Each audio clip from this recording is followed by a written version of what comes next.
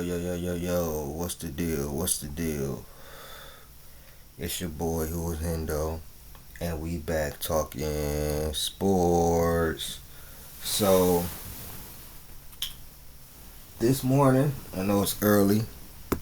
Well, when you see this, it'll be about 9, but it's early, and I've been doing more Kobe Bryant videos.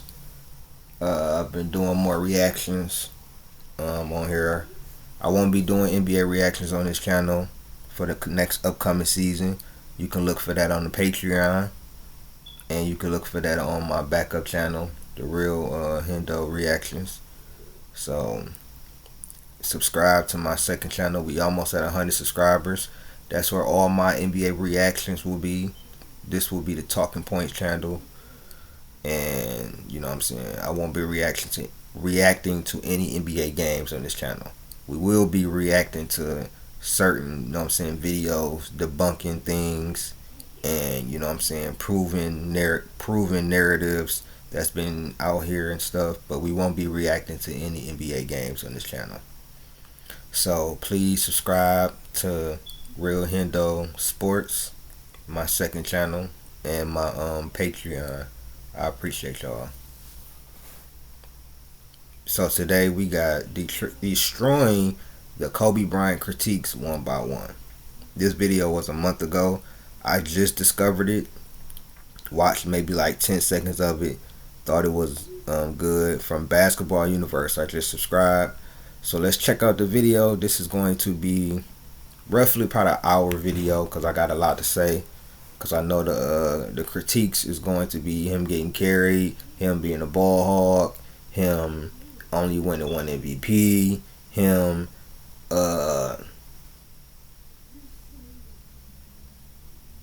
not making the playoffs in '05, and so on and so forth. So let's get it. Criticisms will be thrown your way. Some are fair, while others are simply out of line.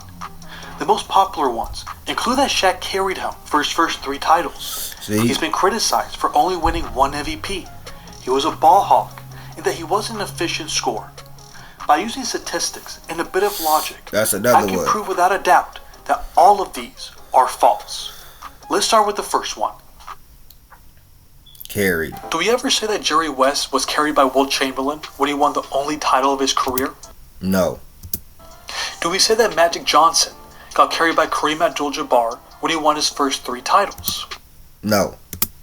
And do we ever say that Steph Curry got carried by Kevin Durant when they won back-to-back titles? Yes. They do. I'll be real. They do. Yes. This another one. I will give them credit. I will be fair. A lot of people was saying that Steph Curry got carried out there. But when he won his championship, they couldn't say that anymore. They like to use that. So I'm gonna be real with y'all. They like to use that Kobe got carried so they don't have to put him above LeBron. I promise you, that's what they use it for. We all know the answer to these questions. It never gets said because all of those players were considered to be equals. But for some odd reason, Kobe's biggest detractors make the ridiculous claim that he got carried by Shaq for the first 3 titles that he won. He gets put in the same boat as players such as Scottie Pippen, Kevin McHale, or Klay Thompson. Players where we can say that they got carried by a superior player. I don't know about you, but there's something wrong. And it ain't no way in hell motherfucker gonna tell me that Klay Thompson, Kevin McHale, and Scottie Pippen is on Kobe level. Fuck out of here, bro. Y'all niggas just don't. Y'all just hate. It's just sad, bro. With that picture, I'm here to give you the facts of the matter and to prove with numbers that the notion that Kobe got carried is an absolute myth. Let's first talk about why it's so hard for a team's second scoring option to play as one of the top 5 players in the league. If you look throughout the history of the NBA, we rarely see a team that has 2 other players that are legitimate MVP candidates. It's hard to explain. It can be due to the fact that it's hard for players and coaches to manage which and when the players will get their touches. That's true too.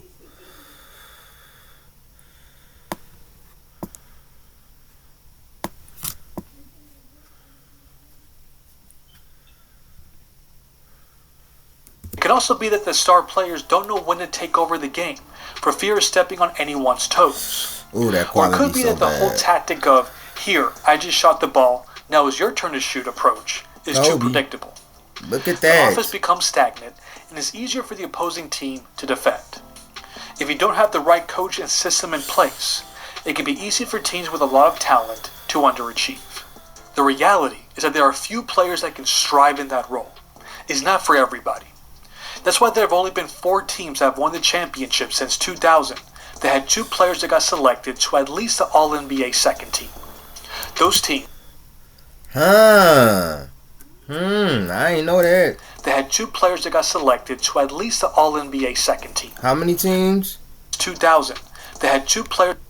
That's why there have only been 4 teams that have won the championship since 2000 that had 2 players that got selected to at least the All-NBA second team. Hold on. Hear that again. Since 2000, everybody.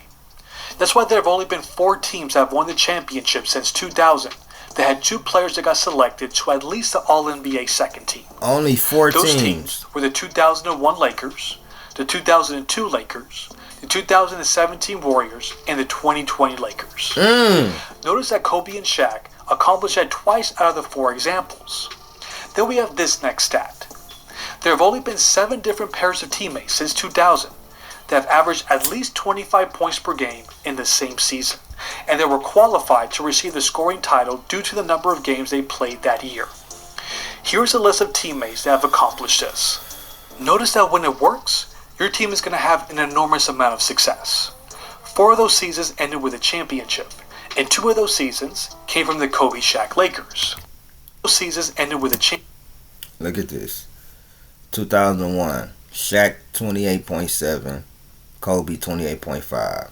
2002, Shaq 27.2, Kobe 25.2. 2003, Kobe 30 point, which I think is one of Kobe's top 3 years, is 2003. 30 points per game, Shaq 27.5. So they on here 3 times. 2 of the times they won the championship. You telling me this looked like him getting carried when they averaging damn near the same amount of points? Or he averaging more, Shaq averaging more 1 year. That's a 2 point difference. He averaging 2 more points and Kobe averaging more assists because he getting the ball to Shaq. Come on, bro. You got LeBron on here. LeBron 26.4 points per game. Kyrie 25.2. Did Kyrie get carried? No, he did not. Did Wade get carried in 2011? No, he did not. And that was during the season. Because we all know what happened in the finals with LeBron. Championship. And 2 of those seasons came from the Kobe Shaq Lakers. Then 3 of those seasons ended with the team reaching the finals. Only 1 of those seasons, the 2008 Denver Nuggets, got bounced from the first round. You may also notice that the duo of LeBron and Wade only accomplished that once, or that the other great duos of the NBA that include Durant and Westbrook, Curry and Thompson, Westbrook and Paul George, Kawhi and Paul George, Damian Lillard and CJ McCollum, Jason Tatum and Jaylen Brown, DeMar DeRozan and Zach LaVine, or Paul Pierce and Antoine Walker never accomplished that. Now, did you notice that out of the 10 examples that we displayed, Shaq and Kobe were able to average that many points for 3 straight seasons? Let's try to put that in perspective. In the history of the NBA, only Elgin Baylor and Jerry West were able to surpass the number of times that Shaq and Kobe averaged at least 25 points per game for a season. So the numbers tell us that in the modern NBA, Kobe is the greatest player to ever be considered the co-star of a team. But now let's talk about the postseason numbers. Here are the number of times that Kobe averaged more points than Shaq in a playoff series between 2000 to 2004. Let's get it. That is 8 of the...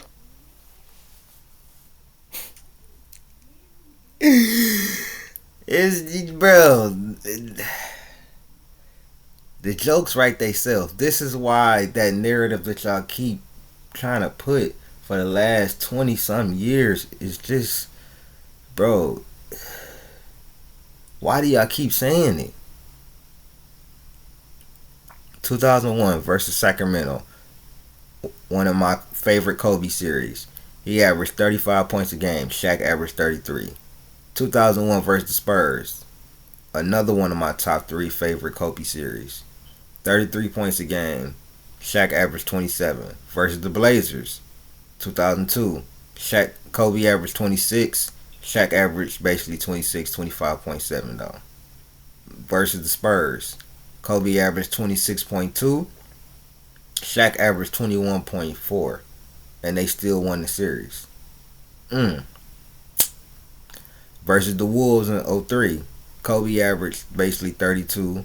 Shaq averaged 29. They won the series. Spurs, 2003, Kobe averaged 32.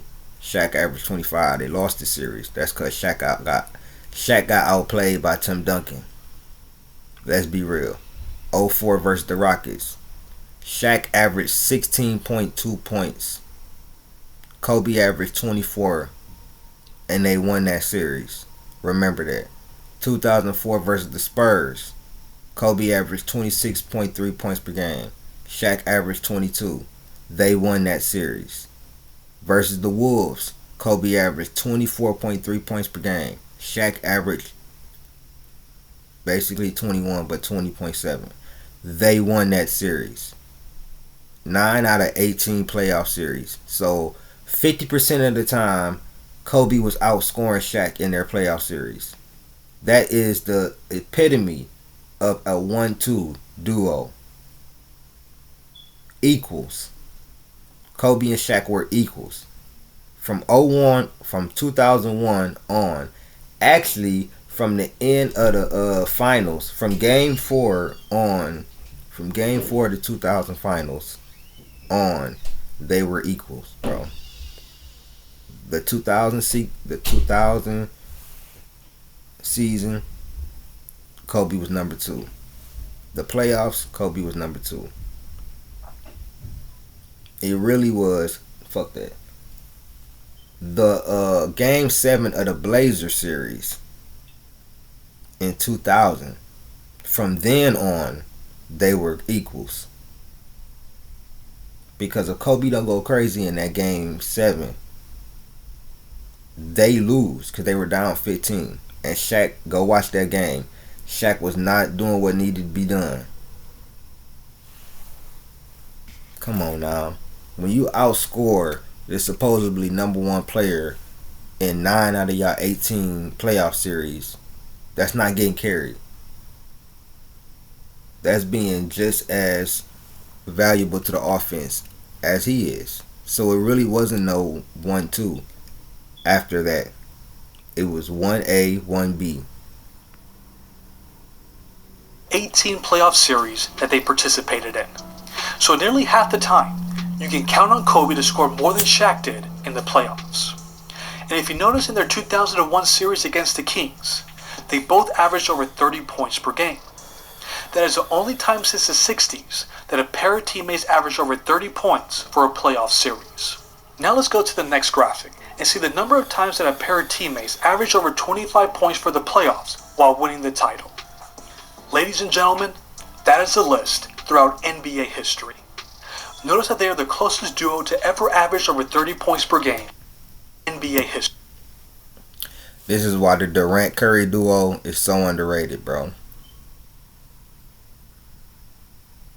This is why Shaq and Kobe is the greatest duo ever. 01 Shaq and Kobe might be the greatest duo ever to be seen, bro. Like the way Kobe elevated his game and the way that Shaq was sustaining what he had going on was crazy. Kobe elevated his game so much from 2000 to 2001. 2001, he became an MVP caliber player. Easy. 2000, he was an all-star caliber player. From 96 to 99, like from 99, he had to get his footing right with starting and everything. He was showing everybody what he had. 2000, he showed them he was an all-star. 2001, he showed them he was a championship player that could be the number one. History. Notice that they are the closest duo to ever average over 30 points per game while winning the title. The facts are just overwhelming at this point. So the real question is, why would anyone in their right mind claim that Kobe got carried? Hello, my name is Adam Ferrer. Because they want to erase Kobe Bryant from the history of basketball, and because of LeBron James. They don't like when people say that Kobe is better than LeBron, because they both played in the same era. When Shaq was in the finals compared to how Kobe performed. That was especially the case when you see their averages for the 2000 finals. Shaq averaged nearly 40 points, and Kobe averaged 15 points on 36% shooting. That is a huge difference there. But for some reason, we just push aside the important detail that Kobe suffered an ankle sprain in Game 2 after scoring only 2 points in the first quarter when the injury occurred. He then missed Game 3, he played brilliantly in Game 4, and then he couldn't find the basket for the following 2 games. Why was that? Could it be that the injury was affecting his game dramatically? Or was the defensive tandem of Mark Jackson and Reggie Miller just too much for him to handle? Let's not forget that he was averaging 23 points per game on 46% shooting for the first 3 rounds of the playoffs. And according to Fox Sports, Kobe mentioned that it was the worst sprained ankle of his career. Exactly. For the That's why I player don't that is listen known to to play niggas. through tough injuries, He averaged we 15 shouldn't points, take nigga. those He words lightly. scored 2 points in Then the for the game. He finals got in injured 2001 in and it. He missed the 2002, next game. Shaq He was played clearly great the better in the next performer game. against the New Jersey Nets. He was that had no injured for the chance rest of that beating the finals, Lakers, nigga. He had a and the sprained one-man show that ankle. the A Philadelphia bad sprained 76ers ankle, were. nigga. That There's no argument there. somebody But deliberately here's the hurt question. him. Do we What make is you such a talking big about, deal stupid? knowing that Kobe was clearly the better performer in the 2001 conference finals against the best team in the league, the San Antonio Spurs? What about the 2002 semifinals against the Spurs that had the same record as LA? Shaq averaged 21.4 points on 44% shooting, while Kobe averaged 26.2 points on 45% shooting. Against the best team that they played. 01 and 02. The San Antonio Spurs was the best team they played that whole playoffs. They got to the finals and it was a cakewalk. I'll be real with you. I'll keep it real with you. But that West playoffs, that was the gauntlet for the Lakers. That's when they really had to lock in, because they could lose to any one of them. The Kings, they should have lost to the Kings in 02. I'll be real. The refs rigged that one game, but they did win Game 7 fair and square. You're not gonna tell me that Kobe wasn't the reason why they wasn't a huge reason why they won those 3 championships. Because if it was that easy for Shaq, he would have got it done with Penny. He would have got it done with Eddie Jones. Since he could do it with anybody, he talking about I could do it with T-Mac, Vince Carter. You had Penny Hardaway. Why you ain't do it with him? You had Eddie Jones. Eddie Jones was an all-star. Why you ain't do it with him if you so great? Get out of here, bro. Why don't we make a bigger deal of Kobe being the best player on the team against the more superior Western Conference opponents? Understandably, Shaq performing like that on the biggest stage should hold a little more weight. But none of that means that the dynasty of the Los Angeles Lakers was carried by Shaquille O'Neal, unless you want to ignore all the numbers that say otherwise.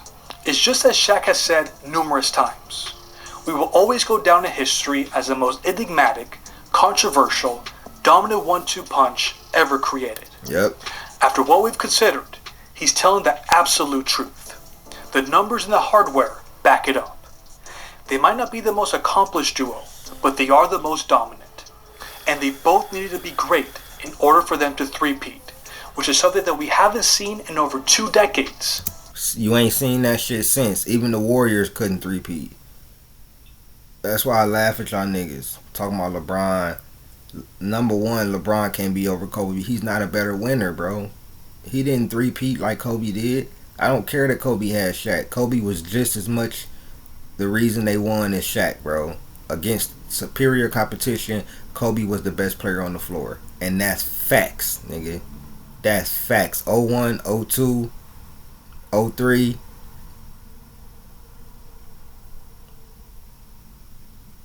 That's facts. Half of the time Kobe was the leading scorer. Half of the time Shaq was. Don't try to. Y'all just get cooked over and over on these narratives, bro. For real. And counting. Ball. Are we really saying that Kobe was a one-dimensional player? That all he could do was score? That couldn't be farther from the truth. He led them. Instead of trusting in trolls, we should trust in the numbers and what our eyes tell us. He led if the you team actually in watched the assists. games, you'll quickly Every year they realize won the that championship he was a with talented Shaq. playmaker. He knew how to get his teammates in the right spots and to create easy shots for them. In fact, Phil Jackson trusted him to be their primary playmaker. During his time there, from 2000 to 2011, he was a team leader in assists every year except 2. You just hear what he said. Every year from 2000 to 2011, 9 of those years, he was the leader in assists. Come on, man. Was he averaging between 8 to 10 assists a game as other great playmakers have? No, because that wasn't his style. He was cut from the same cloth as Michael Jordan. Their biggest strength was scoring, and that's what they looked to do. But this goes beyond their stylistic preference. Phil Jackson would not allow them to average 30 points and 10 assists per game. Unlike players such as Luka Doncic, LeBron James, or James Harden, the triangle offense does not allow players to make every conceivable decision for their team. The whole point of the system is to get the ball moving. Exactly. For the ball to touch a variety. Exactly. That's another reason. When you got players like Luka, LeBron, Harden, and stuff like that, that have so much usage and pat the ball so much and so ball dominant, of course you're going to get extra assists because you're literally making every decision for your team. Like he just stated there, the triangle offense was not like that. The triangle offense was made to distribute the ball, to keep the ball moving, to get the ball to the low post, get the ball to Shaq in the low post. And if Shaq is covered, then get the ball back to Kobe.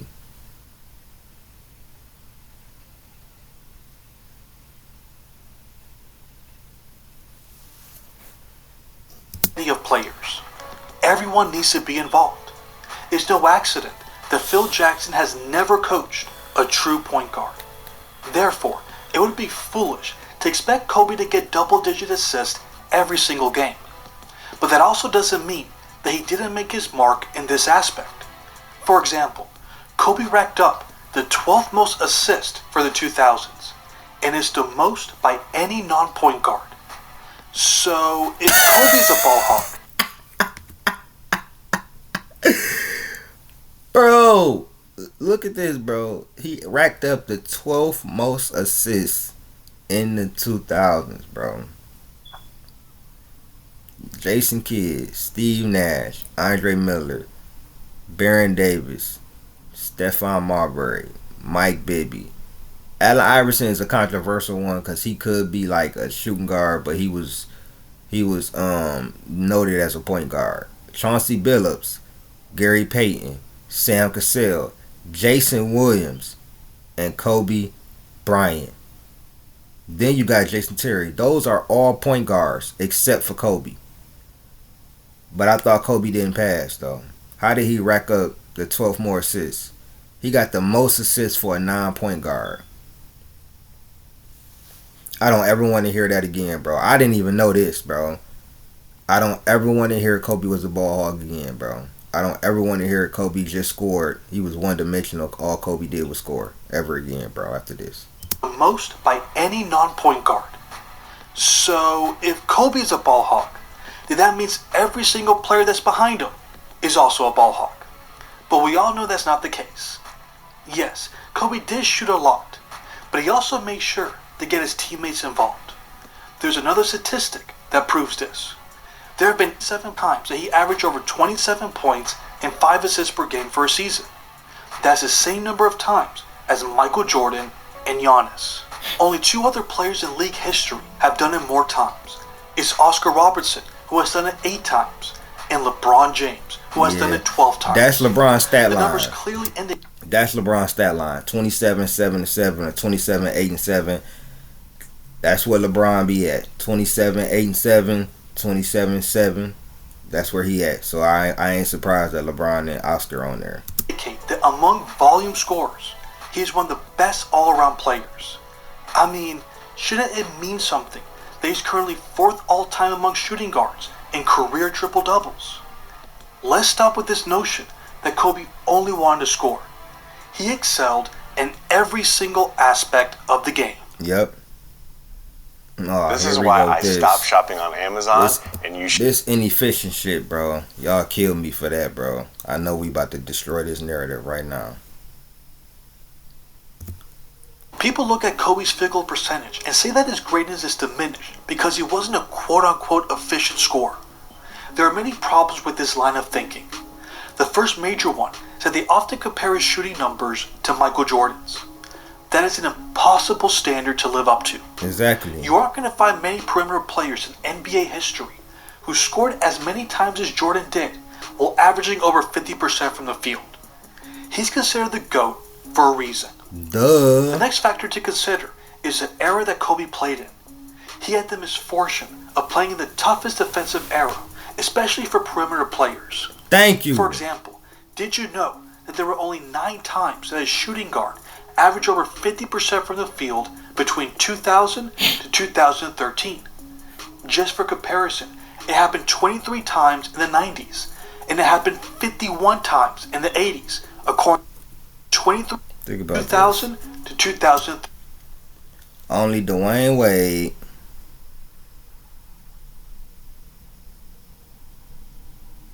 Mike Miller, who is a three-point shooter, Grant Hill, which I'm not surprised because Grant Hill was amazing, Monte Ellis, Ronnie Brewer, and Brent Berry twice, who was also a three-point shooter. Come on, bro. Get out of here. 13. Just for comparison, it happened 23 times in the 90s, and it happened 51 times in the 80s, according to StatHead. It was a much different time in the 2000s. The defensive intensity was extremely tough. There were always 2 big men guarding the paint, which made it much tougher to slash to the rim. Teams were not spacing the floor as they do now. We cannot compare what Kobe was doing to any other era. We need to judge him according to what his contemporaries were doing. Here's what the numbers say. There were 6 times between 1999 and 2013 that Kobe finished in the top 5 among starting shooting guards in field goal percentage. In 2001, he finished 2nd behind Ray Allen. You know, the player that many consider is one of the greatest shooters of all time. But that argument is dead in the water if we only look at his field goal percentage. Did you know that out of the 18 seasons that Ray Allen played, Kobe averaged a higher field goal percentage in 8 seasons? There's another season where they had the exact same percentage. In other words, Kobe was more efficient than Ray Allen half the time. I'm sure there are many people listening who are saying that Ray Allen's case is different. He shot many more three-pointers, which bumps his field goal percentage down. And that's fair. I agree with that premise. But what would you say is the more difficult shot? A player running through screens to get an open three-pointer, or Kobe making these highly contested mid-range jumpers? Exactly. No one is saying that Kobe is a better shooter than Ray Allen. Right. All I'm trying to do is offer perspective. If no one penalizes Ray Allen for not averaging over 50% for the field, then why are we doing this for Kobe? The fact that he was one of the most efficient players at his position while consistently converting on difficult shots is very impressive. But the field goal percentage isn't the only thing that we can look at. Let's take a look at his true shooting percentage. There were 8 times that Kobe averaged over 25 points per game and had a 55 true shooting percentage. Since 2000, only Kevin Durant and LeBron James have done it more times. The numbers say and that y'all Kobe don't was say they consistently inefficient. one of the most efficient volume scorers of his time. Was he at Michael Jordan's level? No. But who is?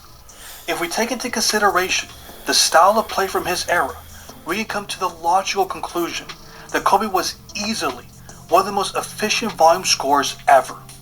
We can only imagine what he would have accomplished if he played in the more offensive-friendly eras that occurred before and after his time. Exactly. Oh yeah. This MVP shit for sure. This MVP shit definitely gotta go. MVP's regular season. LeBron James 4. Kobe Bryant 1. He got 2, I got 1, Kobe got 1, something wrong with that picture. Steve Nash was hit statistically at the numbers, but Kobe was still Kobe, you only won 1 MVP award. Yeah. Why? Well, because the media votes on it. But that being said, does it bother me? It bothers me. Of course it bothers me. But the other guy you mentioned, the idea that Kobe Bryant even gets to be in this discussion is laughable. Kobe Bryant's career resume is nearly flawless. However, there's one blemish that causes many people to believe that he shouldn't be allowed in the GOAT conversation, and it's the fact that he's only won 1 MVP award, that he was only the best player in the world for maybe 1 year. But winning the MVP doesn't necessarily mean that you're the best player in the league that season. There's a certain criteria that you have to meet in order to be eligible for the most prestigious individual award in basketball. There's also a narrative The that most made league voters overrated take into consideration. trophy, bro. There are many players who benefited greatly from that criteria, but no one was a bigger victim than Kobe Bryant. But first, what is exactly this criteria or narrative for the MVP? The answer is in the name itself. What kind of value do you bring to the team? One of the biggest factors that league voters look at is the team record. You have to win a certain number of games in order to be seriously considered for this award. Did you know that 88% of the MVP winners since 1960 came from teams that won over 50 games? If you're And that means Kobe got snubbed so many times for the MVP. I think at least on 3 occasions Kobe was snubbed. 03, I believe Kobe was better than Tim Duncan that year. 06, of course. I say 2. Those 2, 03 and 06, I believe he should have got those. 08 wasn't even really one of his best years, if I'm being real. 09 he could have won it, although I think Dwayne Wade should have won it. But 2003 and 2006 definitely should have been Kobe's. Definitely. The shit was crazy, bro. It just didn't make no sense. not one of the top teams in the league, you have to be doing something historic if you want a chance at winning the MVP. This is something that league voters have been less strict about in the past few years. But during Kobe's era, it was almost an unwritten rule that you had to win at least 50 games. From 1990 to 2016, all 27 MVP winners came from teams that won over 50 games. With that mentality, the league voters were never going to take seriously what Kobe was accomplishing during his best individual years. In 2006 and 2007, he was surrounded by very little talent. It was going to be extremely tough for him to get the team success needed to sway the voters. That's especially the case when he was playing in a much tougher conference. The San Antonio Spurs, Dallas Mavericks, and Phoenix still won Suns 45 each won over games, 60 bro. That games shit during crazy. those 2 years. Imagine having to play those teams with that roster 12 times a year. For Kobe to drag the Lakers to the playoffs was extremely impressive. Without him, they would easily be one of the worst teams in the league.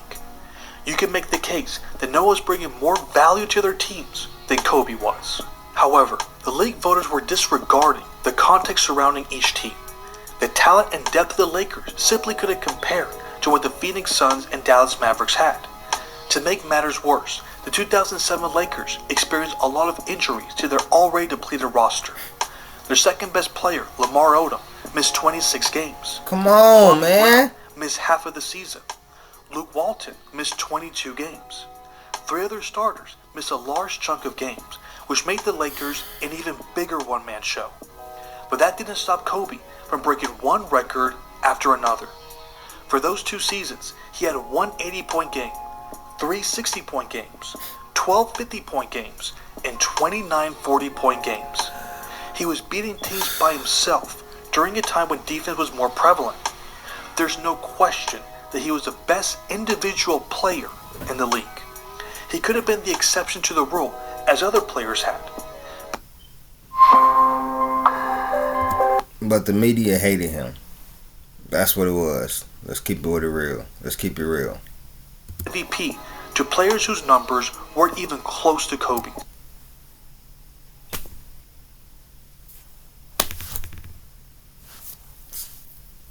All because this nigga won a few more games. He had a better team. Come on, bro. This shit will never. I will never understand this. I will never understand this. I will never understand this. I will never understand this. He averaged more points and rebounds. I will never understand this. And your bum ass was down 3-1 versus them niggas. Bum ass. All that mattered in the end was the wins. I will never understand this. More points and assists. But they won 60 plus games. I ain't gonna lie. Kobe wasn't getting it this year. They won 60 plus games. But he was the most valuable MVP, bro. But even when you meet these criteria, there are other factors that they look at. For instance, what kind of talent you're surrounded with. If you're playing alongside an all-time great player, then you're almost disqualified from winning this award. When your team wins a lot of games, the media will say, well, what did you expect? He was playing with such and such. That's what the media was doing to both Shaq and Kobe after winning their first title. I wouldn't argue against anyone who says that Shaq was the best player for the Lakers in 2001 and 2002. I believe that is factual. But in 2003, there was a change. Shaq was not present for the first part of the season because he wanted to recover from an injury on company time.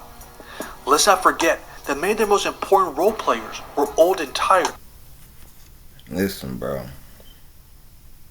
Kobe was the best player. In the playoffs, Kobe was the best player.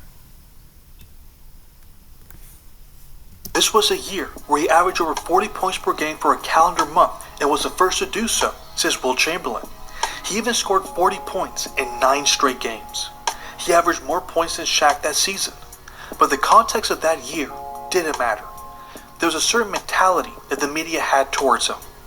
This is what he said to the court with A-Rod and Big Cat. But I got to a point in my career where it was the rumblings, and some of it created by him, that, Kobe can't win without me. And it was like, hold up. No, it's not true. Right. It's not true. Right. And I'm not going to retire and have people hold that over my head. Shaq and the media claimed that Kobe couldn't win without him. As great as his numbers were, as impressive as all the never-before-seen moves that he was doing, he could only go so far without the big fella. How could he be the most valuable player in the league if he wasn't even the most valuable player on his team? This narrative was going to prevent him from ever being considered the MVP. Exactly. And people wonder why he wanted to play without Shaq. It's because he wanted to prove that this stigma was completely false. Thank you. It had to happen. Y'all created this shit, nigga. Y'all created this shit by not giving my nigga his just due. By not giving my nigga his MVP in 03 and 06. 03. Y'all created this.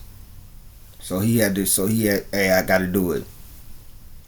Y'all say I can't win without Shaq. Okay, Shaq, get your ass out of here. I'ma show y'all niggas. In the following years, he proved emphatically that he was the best player in the world, and it was a title that he held for the rest of that decade. The unfortunate thing is that there isn't anything that the league offers that awards that. Without the MVPs, there isn't anything that we can point to that proves that no one was better individually than Kobe. But we do have the testimonials from players and coaches who was there to witness what he was doing. Take what Mike D'Antoni said during the 2006 season when everyone was debating if the MVP should go to his star player, Steve Nash, or Kobe. 2025 IRS tax. Once again, this nigga in the... Bro, Steve Nash is such an overrated MVP, bro. I really don't care what nobody's saying. Most valuable player, but he's certainly the best player. and is not even close. He is utterly dominant. End of quote. If the coach of the MVP is saying that, then what more can be said? No one was questioning his individual greatness. It was obvious that he was on another level.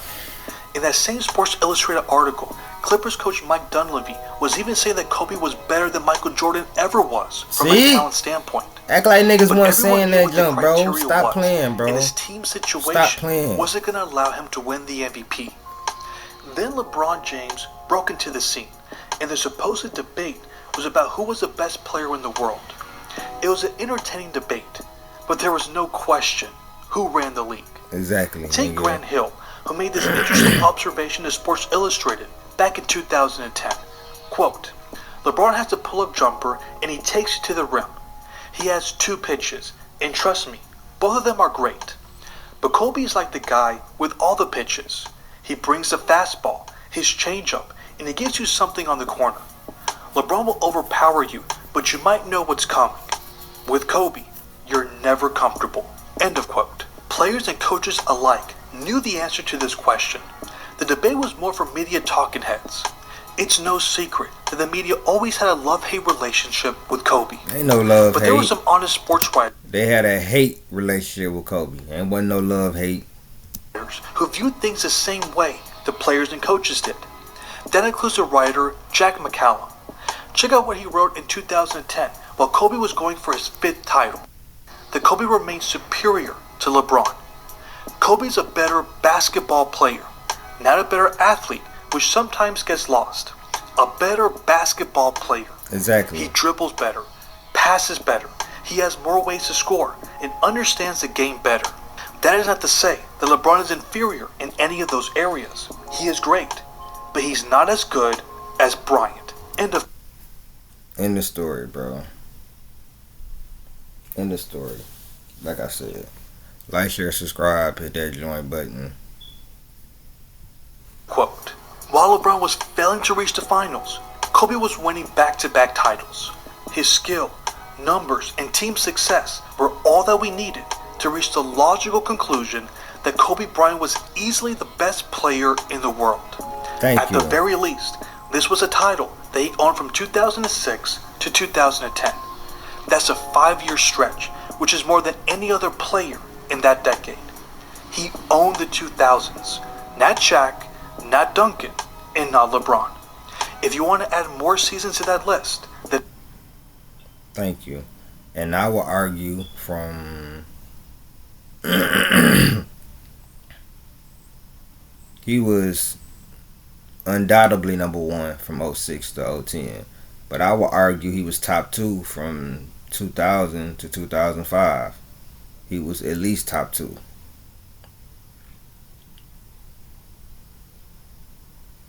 Like I said before, bro. This is destroying every Kobe Bryant critique one by one. Shout out to Basketball Universe. Like, share, subscribe, hit that join button.